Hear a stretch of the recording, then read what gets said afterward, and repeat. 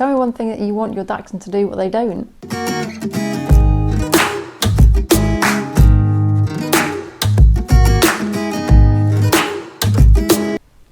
Hello, Katie Saywell from the Dog's Code. If you don't know me, if you've got any questions as we're going, then please feel free to pop them in the comments.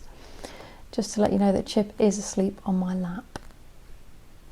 I'll pick her up and show you in a sec.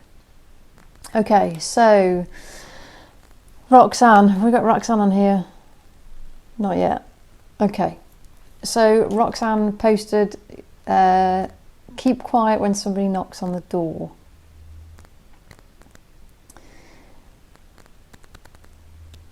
So it is quite common for dogs to bark when someone knocks on the door, and we have to look at what they're doing and why they're doing it.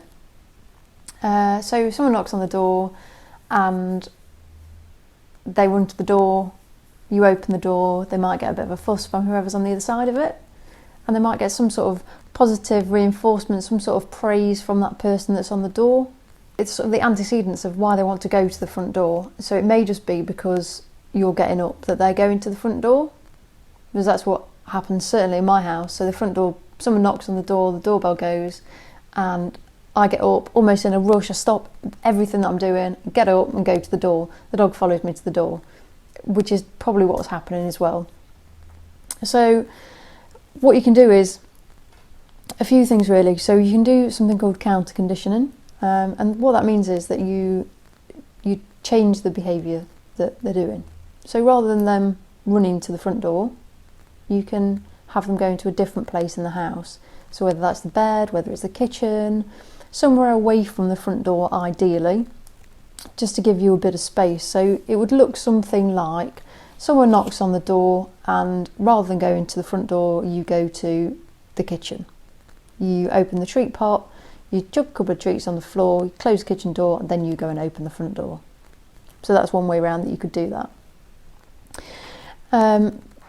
To actually teach that, you'd be looking at recording the sound of someone knocking on the door. So you can do that yourself. So get your mobile phone, knock on the door, and just record it into your sounds. You can then play that back to your dog. And by playing it on a really, really low volume and low setting, when they don't respond to it, so when they're nice and calm, they remain calm, you can then reward them. Nice high value rewards, and then you can start turning the volume up. So you've got a pairing of the sound to calming and getting a treat, and then you can increase that. So you can increase that to move into the kitchen. So when the front door goes, their cue is to go to the kitchen, and they get a reward in the kitchen. So they're pairing this whole situation. So rather than getting up and having a flap at the front door, then we can put them somewhere else. Is that all making sense? I hope it does. Okay, so then you can up the ante. So once they're happy, and once they're nice and content with just having the sound being played, so the sound being played equals a reward, you can then play the sound and ask them to go to the kitchen. Or if they've got a bed in the kitchen, and you can then increase this. So you can use your neighbours, your friends, your family, and get them to knock on the door. So there's not a big, it's not an unexpected caller, so to speak. You know, it's staged, it's set up, but your dog's not going to know that. So you can then just practice over and over again. And most of dog training really is about control and management and alternate behaviours. So we don't want them to go to the front door because they're going to cause havoc. We want them to go somewhere else so they're safe.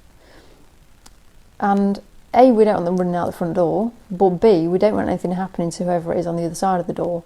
So yes, they are only little dogs, but we know how feisty they can be, as I'm sure some of you have realised. But it's just about giving them something else to do. Okay, so let's just go through why they do bark. So they bark because they were bred to bark.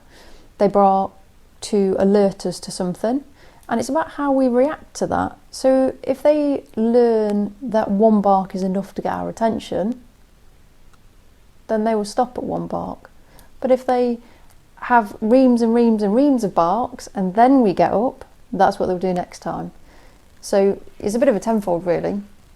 So if we can react on their first bark, but in a nice calm way, no shouting, otherwise they might think that they're actually joining in with the bark, and just keep it nice and calm, keep it nice and relaxed. Get up, nice and calm, take them into the kitchen and come and open the door. Thank you very much for watching, and feel free to post your questions in. I'm going to go for this evening, so just before I go, here's Chippy. Here she is. There she is. So she's the one that it all started from. Take care for now. Bye.